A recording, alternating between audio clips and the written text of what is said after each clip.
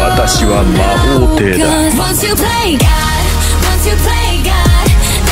क्या होगा अगर आप एक दिन उठे और पता चलता है कि आपकी पूरी दुनिया झूठी थी, जो सच आपको दिखाया गया, जो बातें आपको बताई गई वो एक धोखा था। यही सब हमें देखने को मिलता है अटैक ऑन टाइटंस की कहानी देखने के बाद। एक ऐसी दुनिया जहां हर सच के पीछे एक झूठ छुपा हुआ है। आज हम बात करने वाले हैं एनिमे की हिस्ट्री की, एक ऐसे मास्टरपीस की जो आपकी एक्सपेक्टेशंस को क्रश करेगा, फिर बनाएगा, फिर क्रश करेगा। Attack on Titans is not just a story, it's a mirror showing the dark side of humanity. तो सबसे पहले इसकी स्टोरी की हिस्ट्री के बारे में बात करते हैं कि आखिर ये सब स्टार्ट कैसे हुआ। एक एंशिएंट एरा में सब कुछ शुरू होता है दो कास्टों के दरमियान की जंग से, एल्डियंस और मार्लियंस। 2000 साल पहले दुनिया के एक छोटे से कोने में एक लड़की थी, यामिर फ्रेड्स, जिसके विलेज पे एल्डियंस ने हमला कर दिया था बाय किंग फ्रेड्स और उन सबको कैप्चर कर लिया था। इसके बाद पूरे विलेज की जबानें वगैरह काट दी जाती है और उन सबको स्लेव्स बना दिया किंग फ्रेड्स ने। यामिर अपनी स्लेव वाली जिंदगी गुजार रही थी। एक दिन उसे बहुत सारे पिग्स पर तरस आ जाता है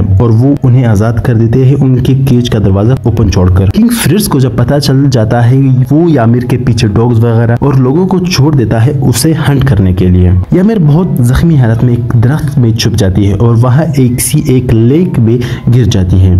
उसके बाद एक मिस्टीरियस सा क्रीचर समथिंग उससे अटैच हो जाता है। ये कोई आम क्रीचर नहीं था दोस्तों, ये एक पाइन लाइक पैरासाइट था जो यामिर की बॉडी के साथ मर्ज कर जाता है और उसे बना देता है दुनिया की पहली titan, mean the founder titan. इस इवेंट के बाद यामिर के पास आई unimaginable strength, size and power. लेकिन यामिर की स्टोरी यही खत्म नहीं होती। एलियन किंग फ्रेड्स ने यामिर को वापस अपना स्लेव बनाया और उसकी टाइटन पावर्स को अपने लिए यूज करता गया, जैसे कि ब्रिज वगैरह बनाना, मिलिट्री स्ट्रेंथ बनाई, उससे रोड्स वगैरह बनाए। उसके बाद यामिर किंग फ्रेड्स की मिलिट्री की हेल्प करती है, उसके साथ जंग लड़ती है। किंग फ्रेड्स यामिर को यूज करके अपने दुश्मनों को तबाह करता है। अब किंग फ्रेड्स को समझ आ जाता है कि यामिर की पावर्स को वो जाया नहीं कर सकता, सो वो उससे प्रेग्नेंट कर लेता है और उसके होते हैं 3 बच्चे, मीन 3 लड़कियां, मारिया, रोज और सीना। इसके बाद एलियन सबसे सुपीरियर बन जाते हैं और किंग फ्रेड्स जब मार्लियन आर्मी जिससे उसने हरा दिया था उनसे माफी मंगवा रहा होता है कि तभी एक सोल्जर ने किंग पर हमला कर दिया, लेकिन यामिर के सामने आ जाती है और वो खुद मर जाते हैं और किंग फ्रेड्स को बचा लेती है।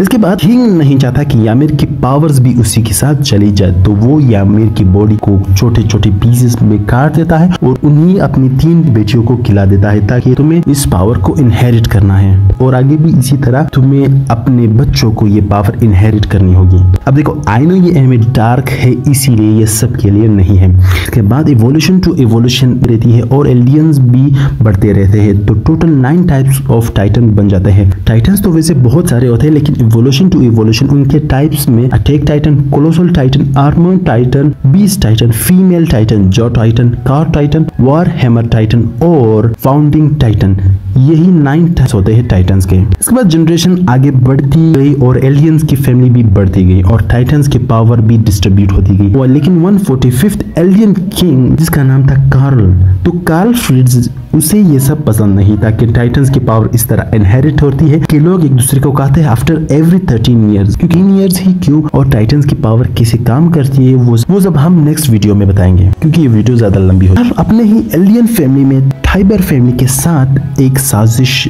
रचता है जिसका फेस वो बनाते हैं एक मार्लियन सोल्जर को जिसका नाम होता है हेलोस, और हुई द ग्रेट टाइटन वॉर। लेकिन इसका फायदा मार्लियंस ने उठाया और एल्डियंस पर हमला कर दिया और मार्लियंस जीत गए एल्डियंस से। इसके बाद कार्ल ग्रेट टाइटन वॉर जब खत्म हो रही थी तो कार्ल ने फाउंडिंग टाइटन की हेल्प से जितने भी हो सके सारे एल्डियंस को अपने साथ पैराडीज आइलैंड ले गया और उन्हें कोलोसल टाइटन बना के उनकी पावर से उन्हें रिंग में खड़ा करने के बाद 3 वॉल्स बनाई, मारिया, रोज और सीना नाम की, और उसने टाइबर और मार्लियंस को बोल दिया कि अगर आप पैराडीज पे हमला करोगे तो मैं इन सब टाइटन्स की हेल्प से पूरी दुनिया को खत्म कर दूंगा। इसका मतलब था कि मुझे जीने दो। इसके बाद कार्ल ने फाउंडिंग टाइटन की पावर्स का यूज करके सारे एलियंस की मेमोरी को मैनिपुलेट कर दिया और कहा कि इन्हीं वॉल्स में सारे लोग हैं, सारी ह्यूमैनिटी है, इनके बाहर कोई भी इंसान नहीं और सिर्फ टाइटन्स है जो इंसान को मारना चाहते हैं।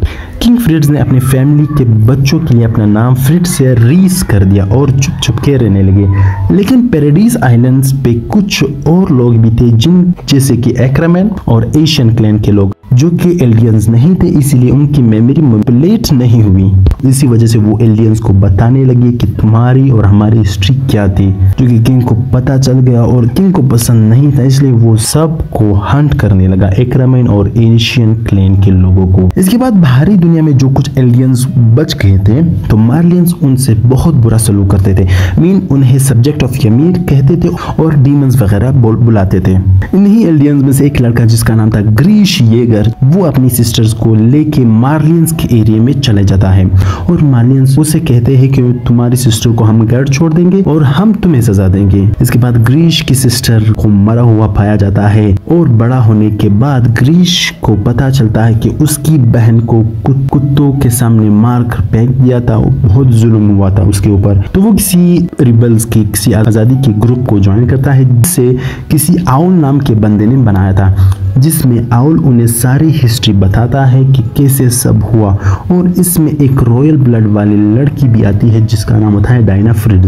ग्रीश और डायना एक दूसरे को प्यार करने लगते हैं और उनकी शादी होती है और उसके बाद उनका एक बेटा होता है जिसका नाम होता है ज़ीक येगर। अब मार्लियंस ऐसा करते हैं कि 5 से 7 साल के बीच में बच्चों को, एलियंस बच्चों को ट्रेनिंग देते हैं, उन्हें ट्रेन करते हैं, वॉरियर्स बनाते हैं ताकि उन्हें टाइटन्स की पावर दे सके, जिससे वो उन्हें खुद के लिए यूज कर सके। तो ग्रीश का प्लान ये था कि वो ज़ीक को वहां भेजे एज अ वॉरियर ताकि वो किसी टाइटन की पावर को इनहेरिट कर सके और वो पैराडाइज आइलैंड जाए और फाउंडिंग टाइटन को ढूंढ सके। लेकिन ज़ीक ने उन्हें ही धोखा दे दिया, जिसकी वजह से सब पकड़े गए और उसकी सजा थी कि मार्लियंस एलियंस को टाइटन्स में चेंज करते, पैराडाइज में छोड़ देते। लेकिन यहाँ एक सोल्जर जिसका नाम एरन क्रूगर था, उसने ग्रीशा को बचाया और उसे सब बताया कि मैं ही द आउल हूँ और वो अपना अटैक टाइटन बनता है और बाकी सबको मार देता है। फिर वो ग्रीश को कहता है कि मैं मरने वाला हूँ, तुम्हें ही मुझे इनहेरिट करना है, मेरी पावर्स को इनहेरिट करना है और उसके बाद तुम्हें वॉल्स में जाके फाउंडिंग टाइटन को ढूंढना है। तो ग्रीश भी वही करता है, वो वॉल्स के अंदर जाता है, वहां अपना काम करता है और उसी के साथ अपना शादी वादी करता है, अपना परिवार बनाता है, अपना फैमिली बनाता है। उसके बाद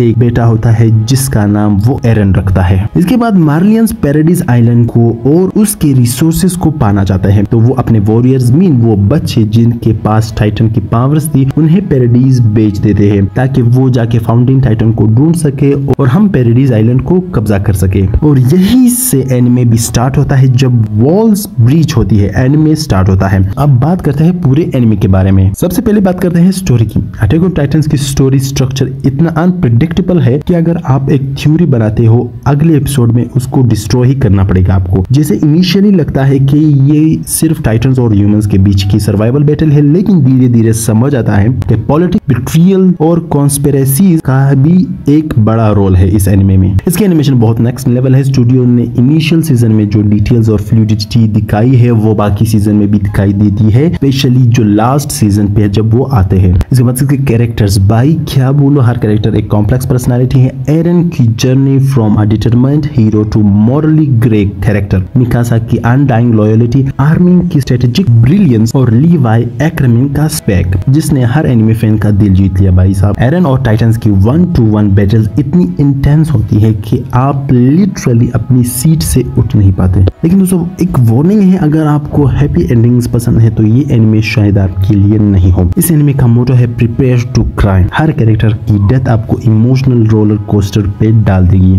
लेकिन अगर आपको एक्शन सीन्स पसंद है तो अटैक ऑन टाइटन एक ट्रीट होगी आपके लिए। तो दोस्तों मेरी तरफ से अटैक ऑन टाइटन सच में एक अच्छा एनिमे है, लेकिन लंबा है। आपको कभी कभी फील होगा कि ये एक लंबा एनिमे है, ये खींच रहे हैं सिर्फ एनिमे को, हर कैरेक्टर बैक स्टोरी वगैरह जो होती है। तो इसी के साथ ये वीडियो खत्म करना है। वीडियो पसंद आई तो लाइक करना और अपना फेवरेट टाइटन कमेंट में जरूर बताना। नेक्स्ट वीडियो में तब तक देखते रहिए DAK Explain।